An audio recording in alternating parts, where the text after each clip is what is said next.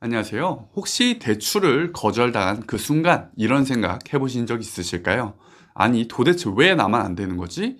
신용 점수도 나쁘지 않고 소득도 있는데 뭐가 문제야? 대출이 거절되는 순간 대부분 갑작스러운 혼란과 당황스러움을 경험하게 되는데요. 특히 더 심각한 건 이미 집을 매매 계약했거나 경매에서 낙찰까지 받아온 상태에서 대출이 거절된다면 진짜 눈앞이 깜깜해집니다. 하지만 걱정 마세요. 오늘 이 영상에서는 실제로 많은 분들이 놓치고 있는 대출 거절의 5가지 이유에 대해서 말씀드리겠고요. 그에 대한 현실적인 해결책까지 담백하게 알려드리도록 하겠습니다. 안녕하세요. 담백한 대출 박순호 대표입니다. 대출 거절의 이유 그 첫 번째는 바로 낮은 신용점수입니다. 가장 기본적이지만 놓치기 쉬운데요. 대출 심사에서 가장 먼저 보는 것은 바로 신용점수입니다. 신용점수는 단순히 연체만 없으면 된다 수준이 아니고요. 나이스 신용점수와 KCB 신용점수 두 가지를 모두 보게 되어 있습니다. 또한 기존의 대출 건수, 대출 신청 빈도 모든 게 점수에 영향을 주게 되어 있습니다.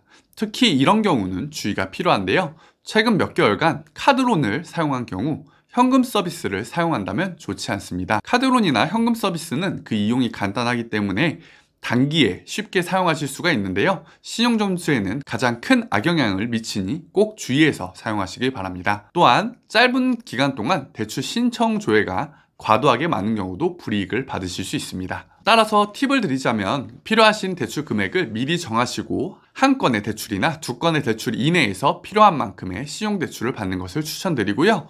돈이 급하다고 금액을 소액으로 해서 껌껌이 현금 서비스나 카드론을 받는 건 추천드리지 않습니다. 대출 거절 사유 두 번째는 바로 소득 대비 부채 비율 DSR 요건입니다. DSR은 연소득 대비 모든 대출의 원리금 상환 비율을 측정하는 건데요. 은행에서는 이 비율이 너무 높으면 대출을 갚을 여력이 없다라고 판단해 대출이 거절됩니다. 기준은 이렇습니다. 1금융권은 소득 대비 부채 비율 DSR 총부채 원리금 상환 비율이 40% 이내여야 되고요. 보험사 및 2금융권은 50% 이내로 10% 완화되어 있습니다. 예를 들어서 DSR 40% 요건은 연소득 1억일 때 6억 5천 정도의 대출이 가능한 정도고요. 연봉이 1억일 때 DSR 50% 요건은 대략 7억 5천 정도 대출이 나올 수가 있습니다. 여기서 주의하실 점이 있는데요. 신용대출은 대출 기간이 짧고 금리가 높기 때문에 일반 신용대출 또는 카드론, 차량대출 등은 DSR의 금액 대비해서 훨씬 더 큰 비중을 차지하게 되어 있고요. 마이너스 통장은 대출금을 사용하지 않더라도 마이너스 통장 한도 전액이 DSR에 포함되기 때문에 이 점 유의해서 활용하시기 바랍니다. 세 번째, 바로 소득 요건입니다. 특히나 사업자분들이 착각하시는 경우가 많은데요. 나는 사업을 해서 매달 몇 천만 원을 벌어 이렇게 생각하시지만 자영업자, 프리랜서, 사업자분들은 특히 조심해야 합니다.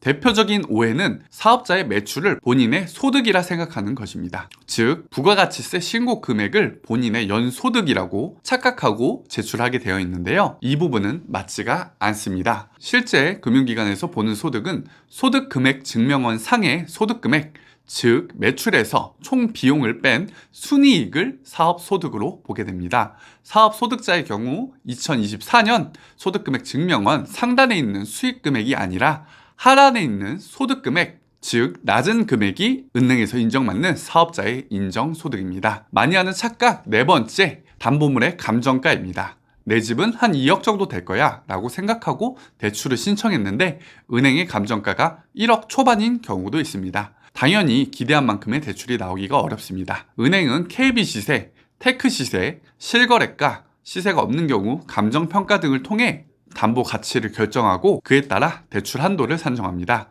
그래서 대출 전에는 시세, KB 시세, 테크 시세, 실거래가 등을 꼼꼼히 확인하시는 게 중요하고요.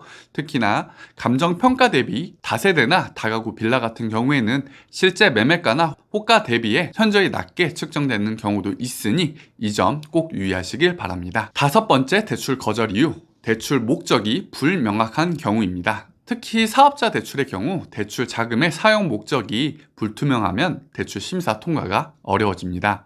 사업 운영 자금, 인건비, 시설 투자, 인테리어 등은 좋은 목적이 될 수 있지만 사업 운영 자금을 받아 주식 투자, 부동산 투자, 개인 용도 목적의 사용이라면 대출이 거절되실 수 있습니다. 따라서 사업 목적의 대출이라면 자금 목적 사용 계획서를 제출해 주시는 게 좋습니다. 그렇다면 어떻게 해야 대출 승인을 할 수 있을까요?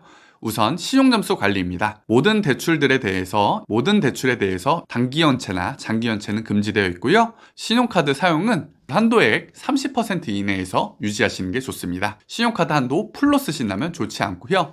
특히나 고금리의 대출, 카드론 현금 서비스는 받기엔 쉬우시지만 신용점수에 있어서는 가장 큰 악영향을 미치니 카드론 현금 서비스는 이용하시는 것을 추천드리지 않습니다. 두 번째, 소득증빙 강화입니다. 소득금액 증명은 원천징수 영수증, 급여 명세서 등 객관적인 서류를 바탕으로 소득금액을 확인합니다. 특히 프리랜서나 사업자 같은 경우에는 매출에서 매입을 뺀 순소득 기준으로 대출 소득 인정을 받으실 수 있고요. 소득금액 증명원상에 수입금액이 아닌 소득금액을 인정받을 수 있다는 점 꼭 체크하시길 바랍니다. 또한 소득이 2,400 미만인 분들이라면 영카드 사용액이나 건보료를 바탕으로 추정소득을 5천만 원까지 인정받을 수 있으니 이 부분도 꼭 활용하시길 바랍니다. 다음으로는 DSR 부분인데요. 만기가 짧은 일반 신용대출, 마이너스 통장, 차량대출 등은 DSR 요건에 크게 차지하기 때문에 이 부분 유의하셔서 신용대출 동시대환이라든지 소득요건 DSR 1금융권에서 DSR 40%가 걸렸다면 보험사의 DSR 50% 요건 등을 이용하심이 좋을 것 같습니다. 마무리 정리드리겠습니다. 대출이 거절당했다고 해서 본인 자체가 문제가 많거나 거절당한 것은 아닙니다. 대출받는 상품의 조건에 부합하지 않은 것 뿐이기 때문에 중요한 것은 거절당했다고 포기하지 마시고 거절 사유, 그 이유를 정확히 아시고 그 부분을 개선해서 다시 대출을 신청하는 것입니다. 무작정 신청하기보다는 본인의 상황에 맞는 전략적인 접근이 승인 확률을 높이고 또한 본인이 신청할 수 있는 최적의 좋은 금리로 대출을 받으실 수 있을 것 같습니다.